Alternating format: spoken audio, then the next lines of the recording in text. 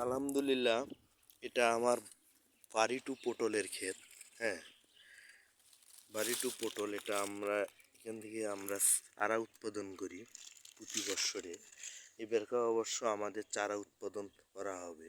হ্যাঁ, আমাদের চারাগুলো যাতে সুস্থ সবল হয় সেজন্য আমরা মদিনাতুল এগ্রো থেকে আপ্রাণ চেষ্টা করি। হ্যাঁ, এই যে আমাদের এই যে পটল ক্ষেত, হ্যাঁ অবশ্য সুন্দর। অবশ্য বন্যার কারণে একটু সমস্যা হয়েছিল, সেগুলো আবার মানে পরিচর্যার মাধ্যমে ঠিক করা হয়েছে এবং তাদের জীবনকাল ফিরিয়ে আনা হয়েছে। হ্যাঁ, এবং এখন যে বর্তমান অবস্থা খুবই ভালো, খুবই জোয়ার আসছে। একটা করে জায়গা থেকে প্রায় 3টা করে জ্বালা বের হয়েছে, এত ফলন। হ্যাঁ, এটা একটা উন্নত জাত। হুম, এটা একটা উন্নত জাত।